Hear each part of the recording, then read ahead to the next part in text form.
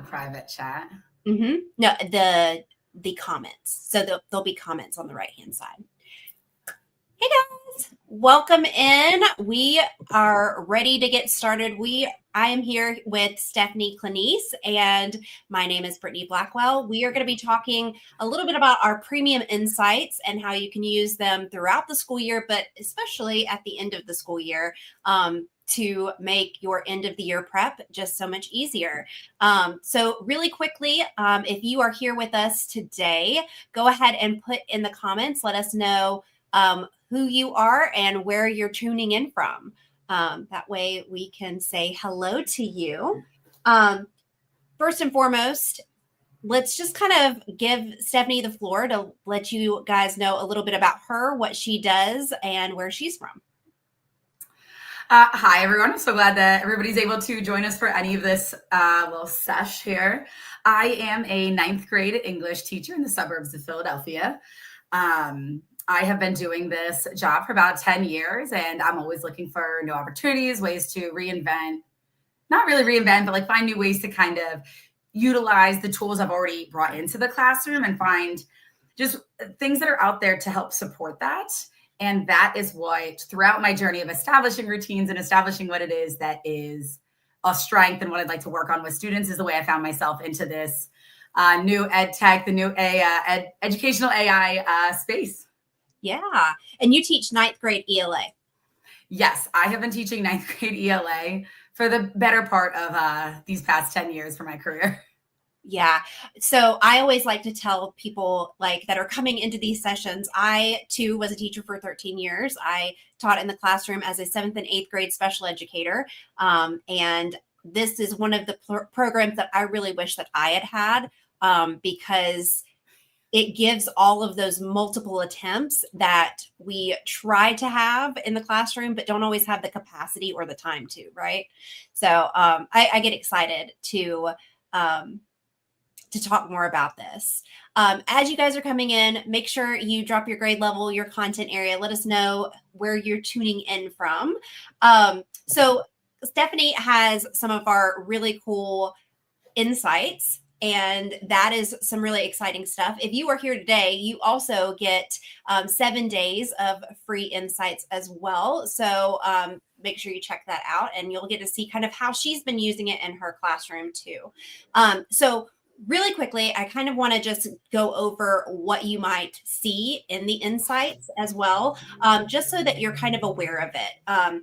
Class Companion does have 3 levels of insights. We have class level insights, we have assignment level insights, and then we have student level insights. And so those give us the analytics to be able to see how our students are doing at the class level, at the assignment level, but then at the individual level as well. And so as we're kind of going through this with Stephanie, she's got some screen grabs that take out the identifiable information, but they're real data to kind of show you how she works through this information, what she's gained from it, and then give you guys some ideas on how you guys can use it as well.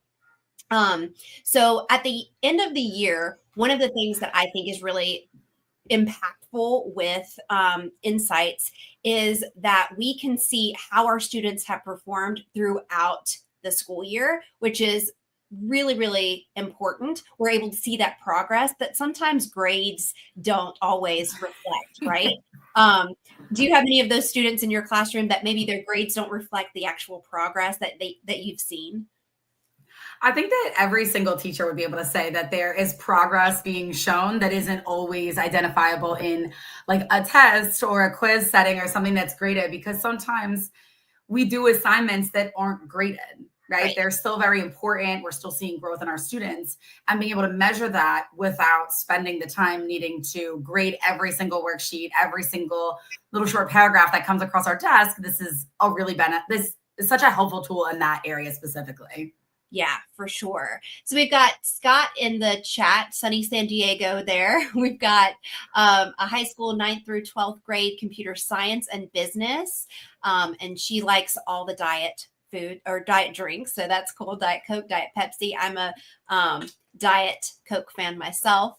And then Joe is here, 10th through 12th grade social studies. Awesome. Thank you guys for popping in the chat to let us know where you're from.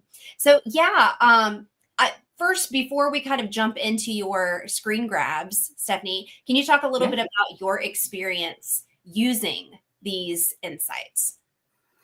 I love the insights. I feel like this is one of the things that we look for as teachers. Like, we're always being asked to assess data and assess growth. And I'm sure we all have some sort of student progress monitoring, student learning objective, whatever the alphabet soup is for that right now. But we're all always trying to monitor this data and track this data. And so for me, what's been so helpful is that I can have a snapshot. So I want to go in, like, for example, I have routines that are in my classroom at all times, as Brittany knows, as anybody who works with me knows, I live and die by the routines, but they're for everybody. And so when I want to see growth, like, everybody might be getting a 5 out of 5 on a creative writing do now because they're hitting the markers I'm looking for, but it doesn't necessarily demonstrate growth in that grade. If they're like, okay, like 1 week they really crushed the prompt and the next week maybe not, but like the writing, like, as long as they're hitting those markers, this is showing me exactly what pieces of it that they're getting in a bigger window. But as we're looking towards that end of the school year and we're looking for skills, whether it's English, social studies, or any other subject. I mean, I'm always gonna say English and social studies because that's my specialty areas. But other subjects can use it too. And you see what's trending over it without pouring over your Power School, whatever your learning management system is, trying to see like, oh, which one of these projects is doing well? Like, what was the skill I tested in here? It's all in one place. Right. And that's been like really exciting for me as somebody who likes everything in order and in one place. So I'm not jumping between learning systems, jumping between the paper grades and all of the different types of rubrics and everything like that, trying to shuffle through and figure out what skill again was that quiz from 3 weeks ago. Exactly. That part is so difficult as a teacher too, because you're looking for all of this different data, but it's not always easy to pick it out of every lesson or every assignment, every exit ticket.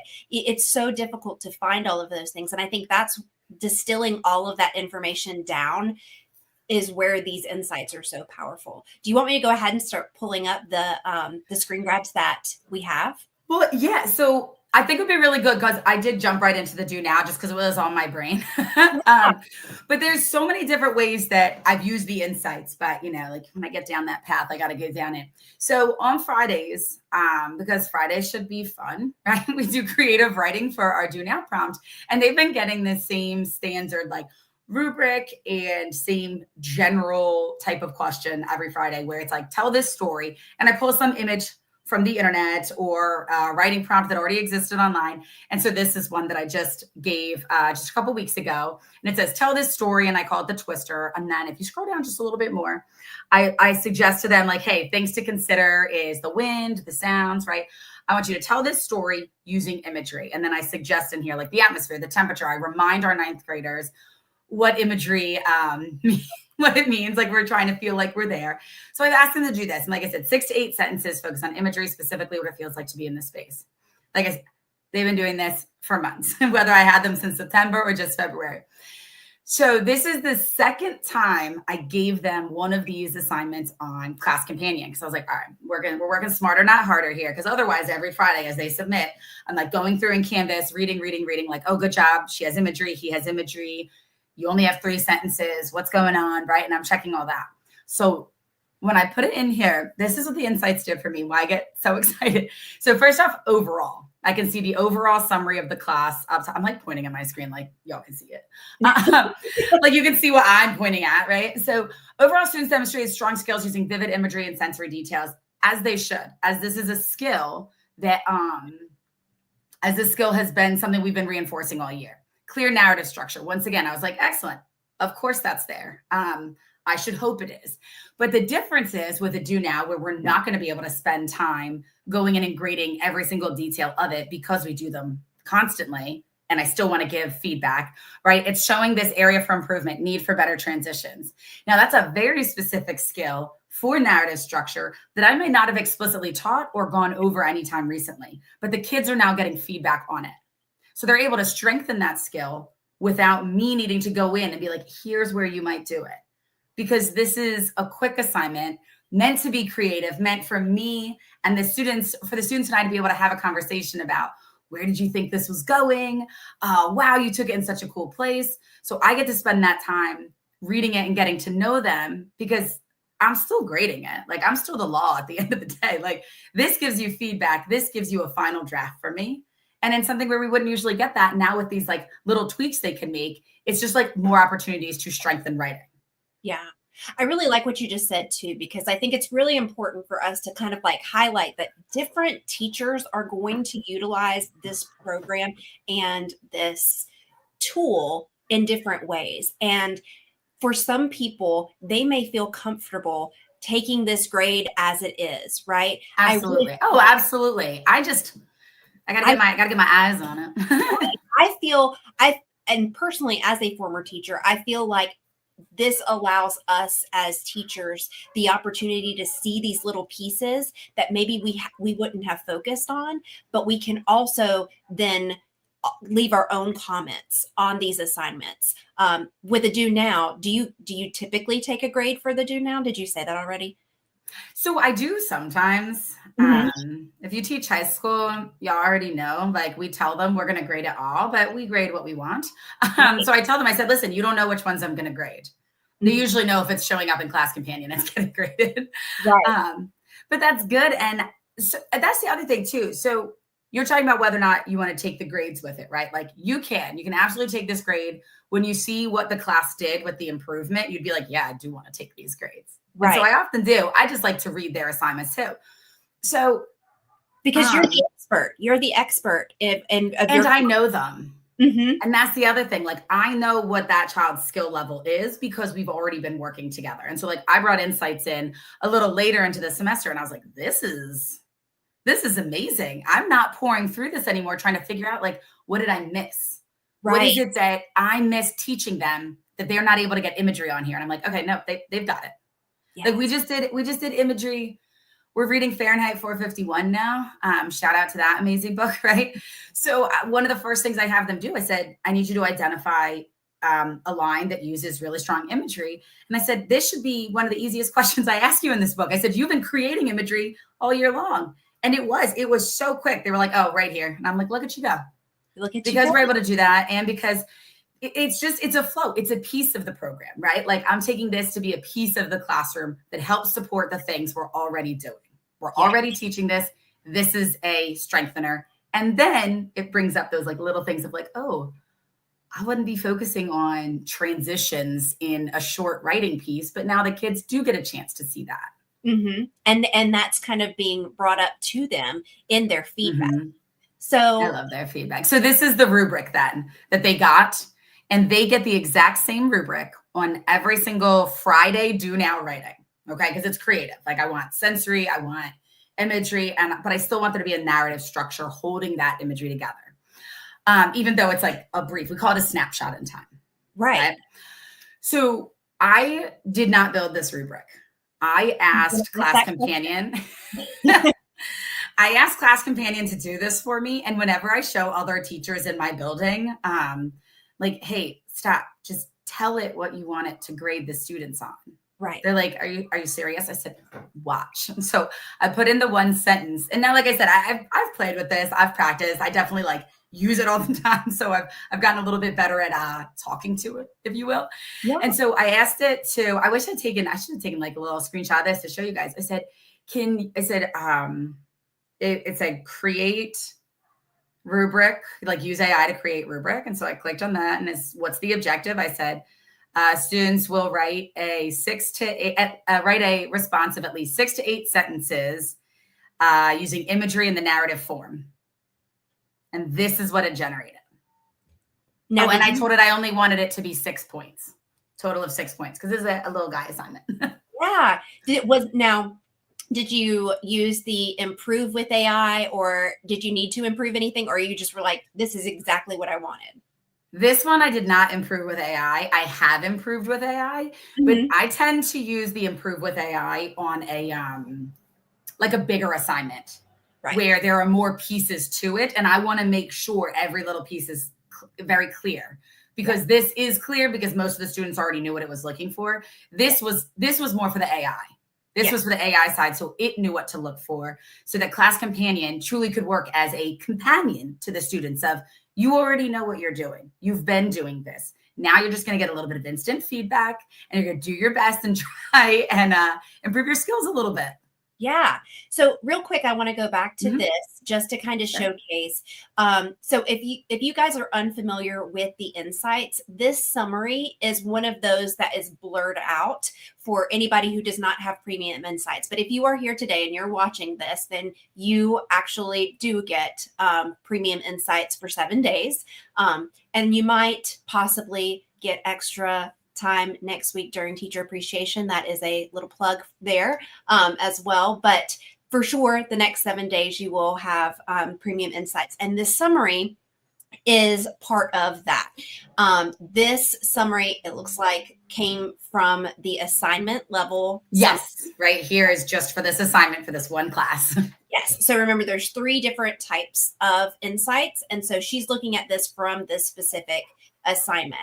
Now let's look down at the next part of this, because this is where we're really seeing some cool stuff in this assignment. She's taken out all of the, and this is why we're kind of using it, these screen grabs to keep student privacy data private. But this kind of gives you an idea of what this might look like for an individual class. So walk me through this, Stephanie. What are we looking at here? This part of insights is so cool to me, right? So we give students feedback all the time, and we're like, here's your rough draft back. After we've spent all this time looking at it, they've reviewed it, they've peer reviewed it, you've given them feedback, and then you get the final one and it's over, right?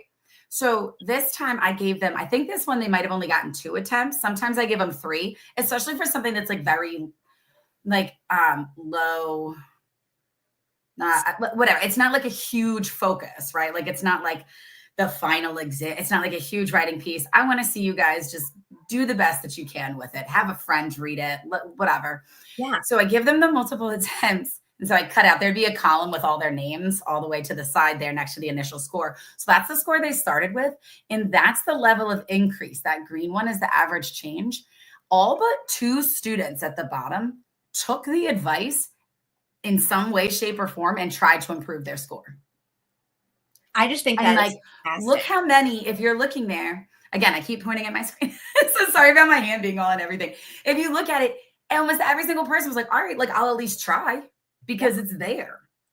And so you have an option here. Like we were talking about the grades. Like, so like you're somebody who wants to take the grade. She got a 6 out of 6, done. Good that's awesome, right? Mm-hmm. If you don't want the kids to see, you can turn off the number grade and they only see the feedback. Now I've polled my students on this, all 3 of my classes. I teach, like I said, 9th grade block scheduling, college prep English. And without fail, every single child said, leave that number on there. Mm-hmm. Now we know kids love a challenge and games and gamified learning and things like that. Without meaning to, this has kind of provided that. They see like, I got a 4 out of 6, I can beat that. Mm-hmm. And I love that energy from them. I'm like, yes, you can. Like, let's go. Like, I want to see a little more creepy imagery with that tornado. Because if y'all read what they wrote, they're out there. It's so fun. But it's so interesting because think about those students who we've never been able to give multiple attempts at this pace. When your students are actually thinking about the assignment, when they're still in the mindset of like, okay, I'm doing this assignment, right? And like, look at these scores. Like nobody made 100 starting out, right? They didn't make 100% starting out, but you can see like the overall average of the class was about a 69. So they were getting about 4 out of 6 points, and the average change for the entire class up to 91.7%. Like that. I'm sorry to interrupt there. The one thing that I did want to say as well, I turned off grammar and spelling. So this is true, like, which is, I love, that is another thing that I love about when you go to build the rubric. Cause sometimes I'm like, if you focus on that, you're going to lose the thread and not understand that like, this is a quick writing assignment. I'm not looking for it to be done perfectly, but I know you can hit these skills because these are skills we've done over and over again in class. So when I took that off, this score is truly just for the skill. It's not like they built points by hitting like right click and fixing all their grammar. This is truly something that they had to do on their own. And I love it. I love to see it. Yes. And I kind of want to call out these two because we all have those students. We all have the students who it does not matter, you know, they're good. It was 66.7. That's good for me. I'm good with that, you know. And so you can see here who actually took the opportunity to use another attempt, right? And so I think that's really important to kind of call out. We're always going to have those students in our class. You right? could do it for those kids. I could write the sentences and they just won't hit enter. Like Right. they're just, and there's nothing wrong with that, but it also shows you of like, when they're like, oh, I did my best. Right. You had an opportunity to try again and you didn't take it. And those conversations we're not always able to have those conversations either. But when we have something like this tool to be able to say, you know, I gave you 2 attempts here and you had the time, right? You had the opportunity and you didn't really take it. And so I think I just think these insights are so powerful to see what's happening with our students thinking. The insights take that questioning out of it. It's not, yes, I did. How can you say that? Because it's here. There's nothing to argue about. So it does take some of that pressure off of us as teachers to not have to say, are you sure? No, like we see it. It's right there. Let's all move on. Like I can show them their specific data.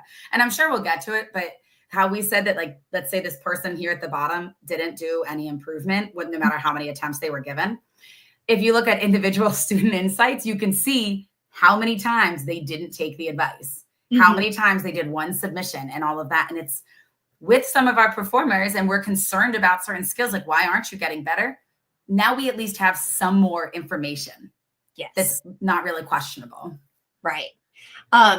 This orange line, because I know that somebody's probably thinking this in the chat right now, this orange line right here is the line that tells you what the class average is. So the class average is up here, but this orange line lets you know who is falling above and below that average line. Do you do anything with that, Stephanie?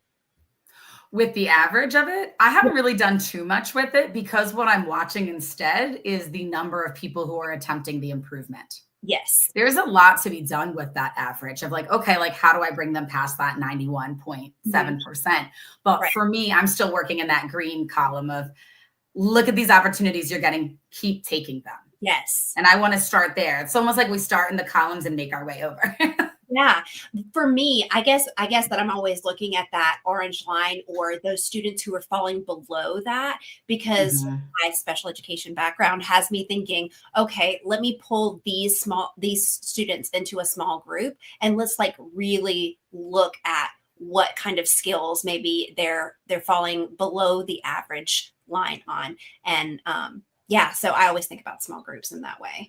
Absolutely. And like I have had co-taught classes for a lot of my experience. And so that's where with my co-teacher, we would pull them. Yeah. Not necessarily for like this type of assignment, but maybe when we get to this Romeo and Juliet prologue short answer, where we are needing to assess what the kids are understanding as we open up a new story, we would pull them aside and be like, all right, let's look at what we missed from this prologue as we annotated it together and then build out these responses. Yeah. So let's move on to that. The Romeo and Juliet. Sure. I see the rubric. Was this another one that you created with AI or did you import it? Which one? Absolutely. I created this with the AI. Awesome. I love it. This is one of those things where, okay, so if you're an English teacher or if you're not, you know Romeo and Juliet and you know the prologue. And in the prologue, it tells us the whole story. It's like, well, now what? Why do we read it? I'm like, we read it so we can find all the little clues they left us about what's going on. We're going to watch for them. So we spent a lot of time on this, one sonnet, and we annotate it together, right? We annotate it. We try and check out the themes of love and hate. We highlight words. And like I said, this is all done on paper because this is a tool that's meant to support us with our endeavors that already exist. So I was like, okay, I want a writing piece attached with this, not just that they highlighted the words that in red for love or like in green for love and in red for hate. I want them to think about why did Shakespeare tell us? Like we talk about movies like that, different movies that show us the ending, or different TV shows where the episode starts with the ending and then like goes back. And like, why is that an interesting thing? Why do people like doing that?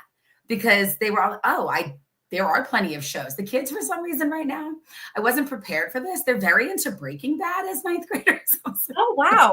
Okay. Not all of them, but enough that I was like, Huh. all right. So you guys agree, like teachers are important. So, but they were all into it. And so we were talking about how the seasons often started with like an allusion to something that was going to happen at the end. And they're like, oh, but I love that show. I'm like, okay, they didn't invent this. This started a long time ago. And so then we annotate it. We look at it. What do we know is going to happen? What can we predict about what's going to get us there? And then we connect it to the other media so that we can understand how it's still relevant today, how it is still something we're seeing in our lives. Mm. And so I gave it the 2 questions. Like I put in the 2 questions I wanted it to ask. And I just this time I just copy and pasted those into like, what do you want the objective? Right. And said, make it 9 points. And it did this. I do not believe this is one where I did the enhance with improve with AI. I love hitting improve with AI and seeing if it's going towards the goals I want. Yeah. And sometimes you can be like, I don't want those insights, and hit it again, and it'll do something different. Yeah. So you have the opportunity. But for me, with the rubric, I'm like, thank you. I love this. Very cool. Okay. So again, this is a summary of an assignment. Is that right? Yes. So we're all kind of working out of the same class here.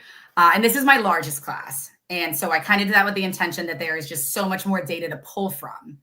So there's like 23 kids in that class of varying abilities all across the board.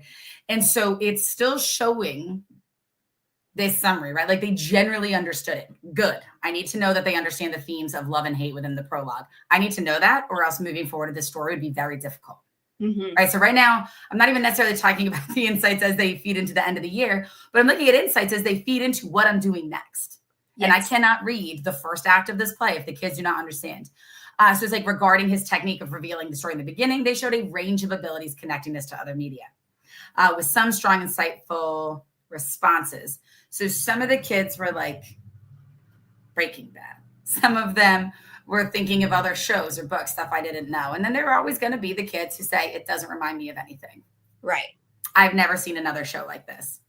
So that's an is what it is situation, right? Like I can't fight that too hard, but as long as they understand where we're coming from, the goal isn't to get everybody at 100% A+ in English. The goal is to assess understanding and ability to move forward.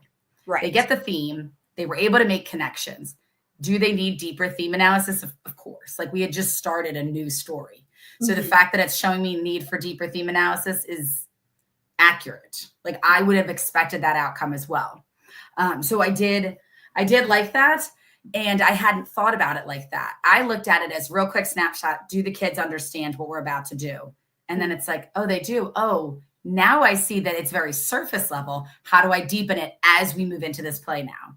Yes. Which I think is so helpful of, seeing what my goals are. And like, I might not have thought like, oh, they get it. They're ready for deep analysis. And it's like, oh no, I might need to spend more time on this. Right. And highlight it some more. Right. Because when you're looking at a bunch of numbers, even if you were to score this based on a rubric and not have these types of insights, you would see, oh, some kids are here and some kids are there, but you might not think about that deeper analysis component. No. I can tell you right now, I wasn't thinking of that. I was like, oh, they get it. And then I was like, oh no. No, maybe they didn't. Maybe they have limited explanations or less explicit. Maybe that is a skill that needs to be worked on. Yeah, for sure. So let's peek at the average scores here. Yeah. So this one had 2 questions.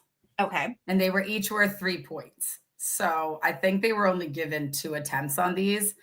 And so had I provided more attempts, I do believe they would have gotten further. Yeah. If that makes any sense. But this was one of my earlier assignments because we started Romeo and Juliet a while ago. Like we're fresh out of that one. We're into a whole new unit. This is pre-spring break. Like we're a little bit past all this. So when I gave them this tool and said, use the insights, they did. And they were like, all right, it's still only worth 6 points. I think I got it. Yeah. But this is also one where I think the kids started showing me disputes and they're like, I don't agree with this score. I was like, yes. I love a dispute. I love a dispute. Tell me how you've used the disputes. Oh my gosh. We love a dispute. So there's this little, like, it provides a score, right? Mm-hmm. And I do have a screenshot that shows what the scores look like, what the feedback looks like with the score. Mm-hmm. So if you're looking at this first kid, he got a 3 out of 3, then you jump down to this person who got the 2 out of 3 after his attempt. There's that little, like, looks like a little judge hammer, little gavel. Judge hammer? Judge hammer. Help me. So it looks like this little gavel. And so I've had kids say, I think I did a great job. This question was about the themes of love and hate. And so some of the kids did dispute it. They're like, I don't know what else there is to say about this. I identified them.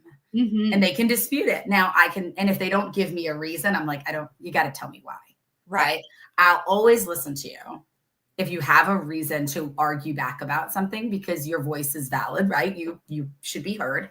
Yes. So I'll read it and then I'll decide if I agree with them or not. Yeah. And I also tell them to hit dispute if they disagree with the AI's feedback of like, that's not a good quote, or that quote's not very strong. Make the argument of why it is the best quote. Right. And I've gotten some of that. And it's like, all right, this whole thing is about being able to prove what you believe, being able to, strengthen your writing and strengthen your skill. Maybe there is a better quote out there, but if you can now bring that argument into your writing, that quote will flag as good. Yeah. Very cool. It's so fun. So that's, I think, question 1. And I don't know if I put question 2 in there. I think I did, just to kind of show the difference in that one. But again, you're starting to see more kids who are early on, like, I'm not taking that advice. I was like, okay, don't. Right. And that's okay. And look, too, you can see somebody who tried, but didn't do enough to move their score. Yes. Because and that's another skill that you then have to teach them with it. Just because something gave you feedback doesn't mean do just that piece. The AI isn't here to do the work for you, which is the difference between this and using some of those like open models that the kids are all flying to. Is this is going to make a suggestion so that you can internalize that advice, internalize that feedback, not just fixing it for you. Right. So early on with this platform, they were like, well, it told me to do this. I was like, yeah, I also told you to dive into the theme more too. I didn't give you the sentence. Exactly. So you start to see that piece, and then they start to understand it, like, oh, that's what it is. This is just a little suggestion to push me into the right direction. Yeah. So let's check out your class overall. I think, yes, this is it. Yeah. So we've been looking mainly at the assignment level insights. So this is what the class level insights are. And if you've looked at your class insights and you have not had premium, you'll more than likely see these 3 up here at the top. But this is what you cannot see with the summary, the AI summary that really just goes all into a summary, right? A summary. So talk to me a little bit about your I said judge hammer. You're good. Yeah. So tell me a little bit about what we're seeing here.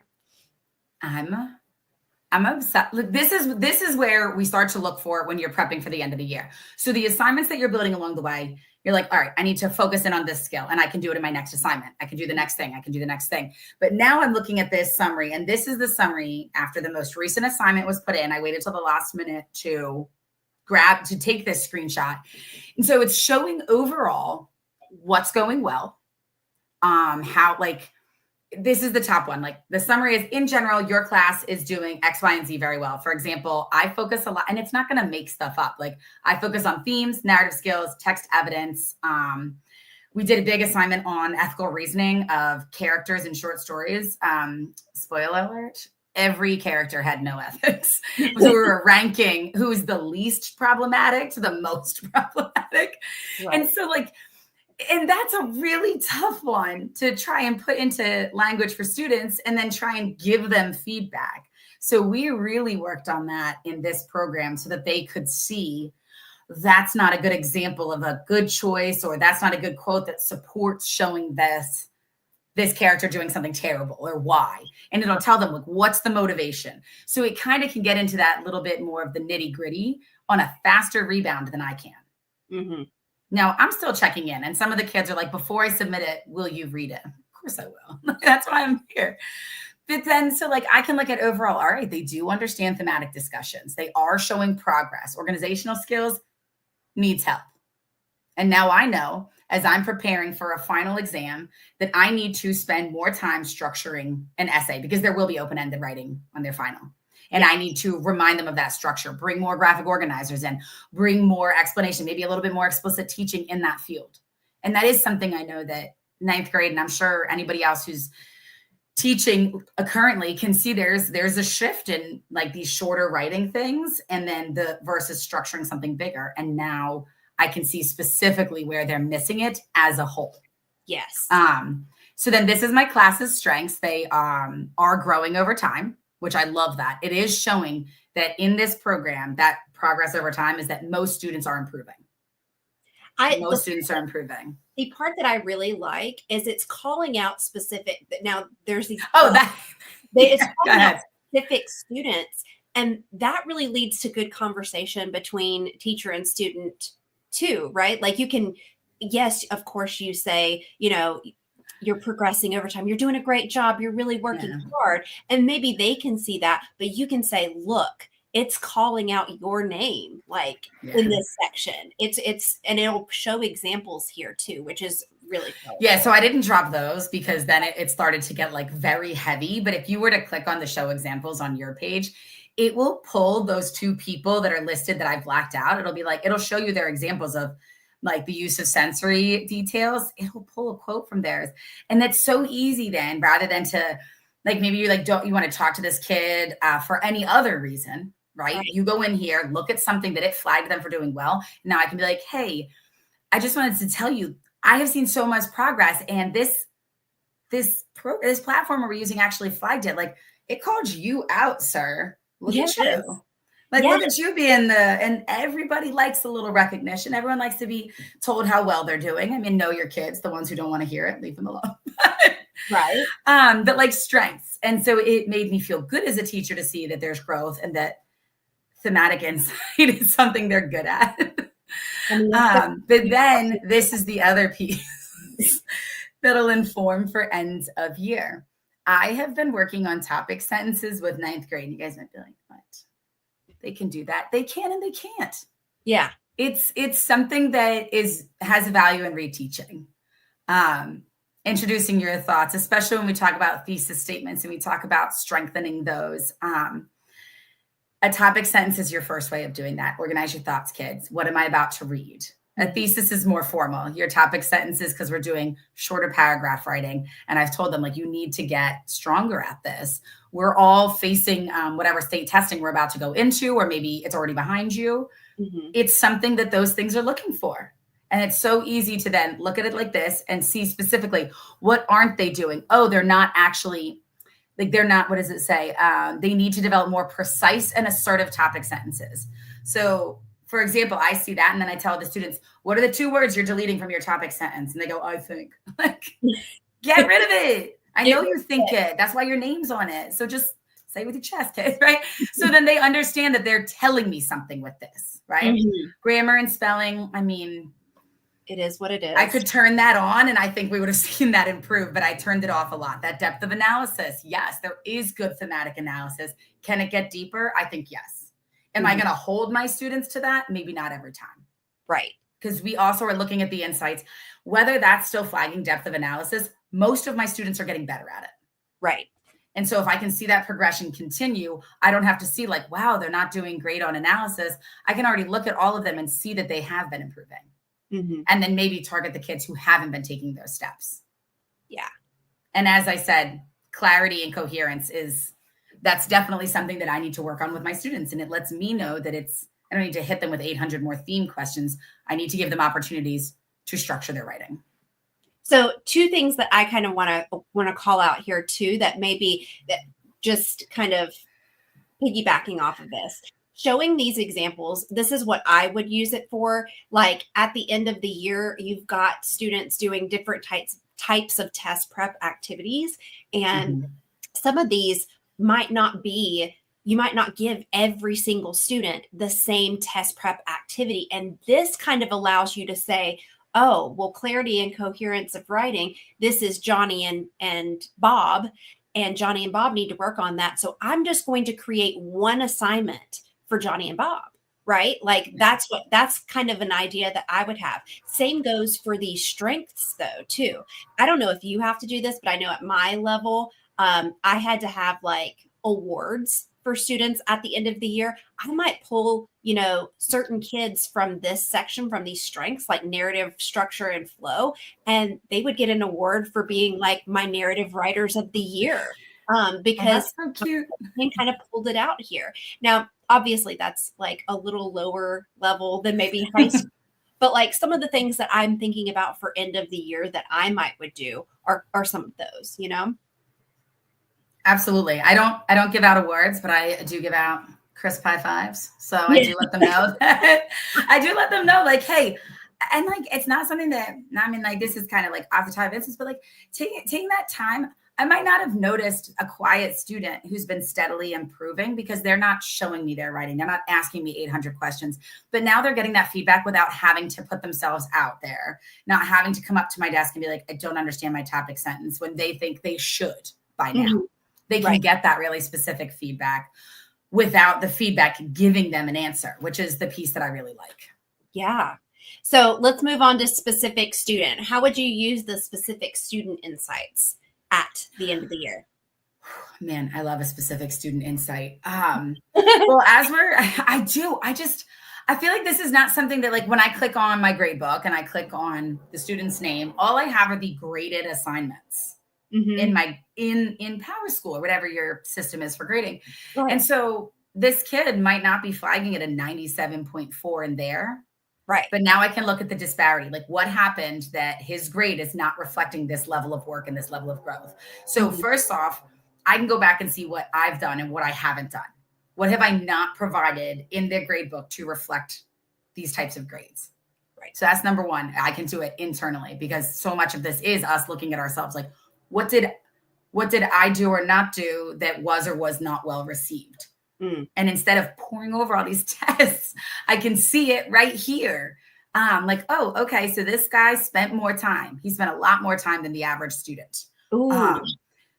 Yeah, so that was kind of intentional. So if you see where I keep trying to point y'all. So if you see that he spent about 12 minutes on these assignments, that's an average of 5 minutes more than everybody else. So this is the highest grade in the class. Well, guess what? He consistently took every attempt that he was offered, which Mhm. is why his time was higher. Yes. Okay.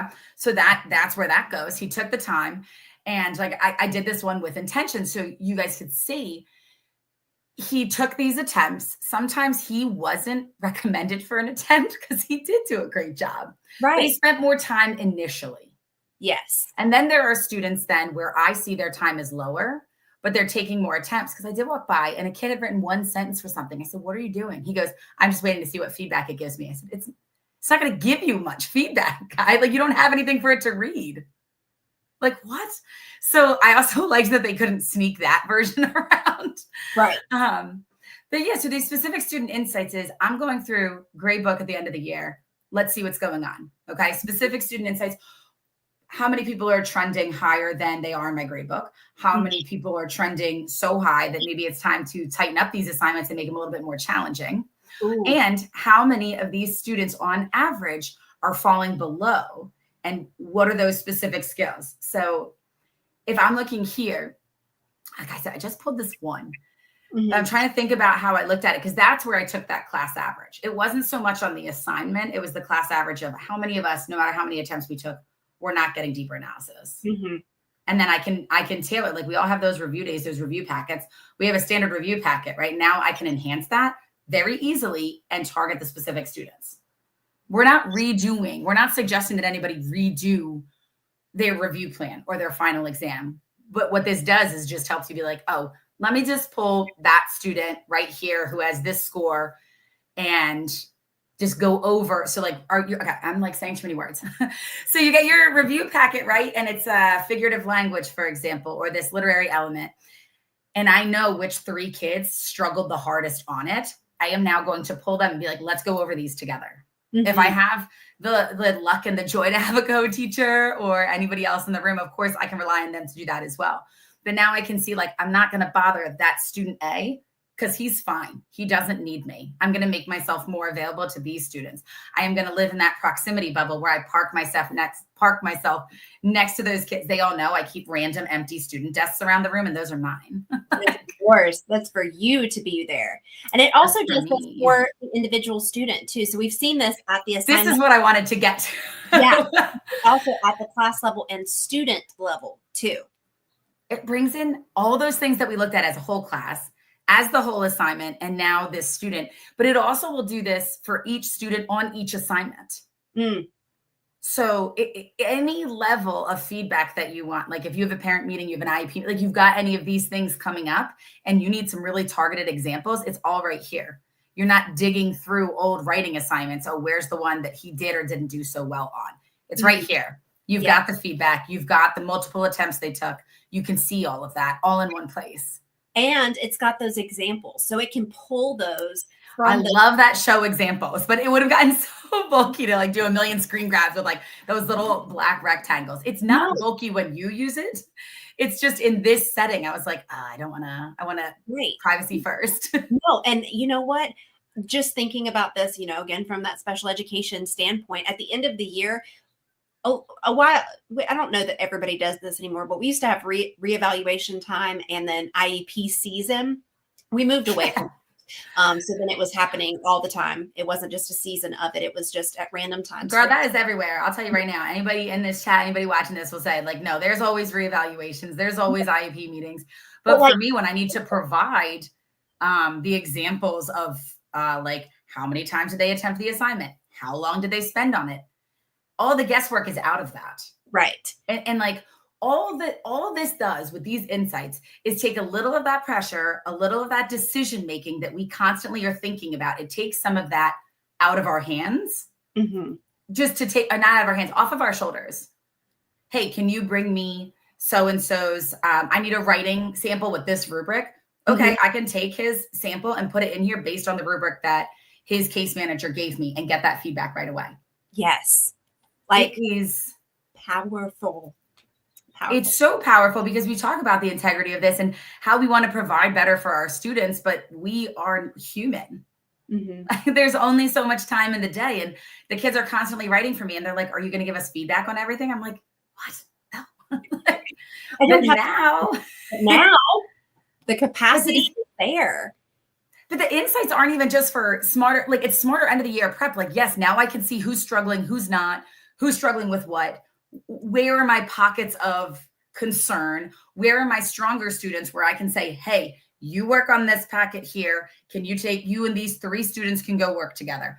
I'm going to sit with this group because now I've identified very clearly and keyword here, quickly, who needs my attention so that I'm not then spending my time or class time being like, all right, who would like me to sit with them today? Who would like to come to my desk to work? You know, now the decision has been made. Yeah. And then and you've said it a couple of times, but I kind of want to just call it out, like call it what it is.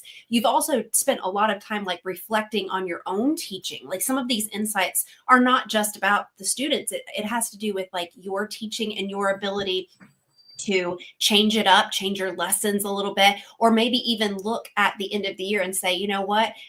I think this has happened year after year. My students are really struggling with this. Maybe I need to change this lesson up. Maybe I need to change the structure up. And so I think the other component of insights that's very powerful at the end of the year is our reflective practice of being better, you know, teachers and individuals. And I just think that's really powerful.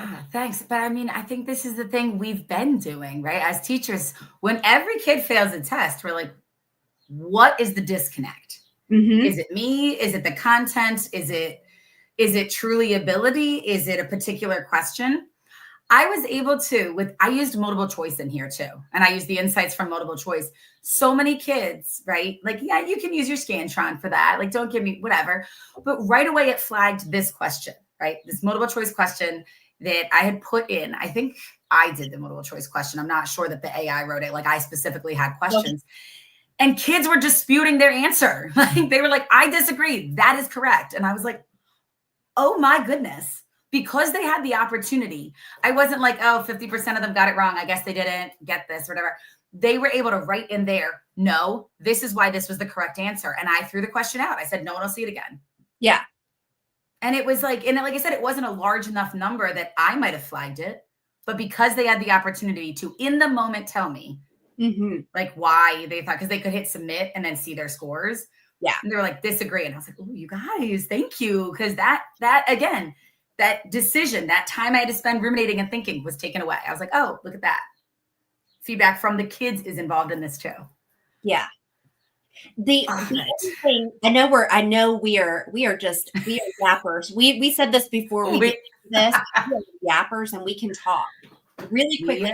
I do want to call out one other thing that you can do. I know some schools require particular report card comments and things of that nature.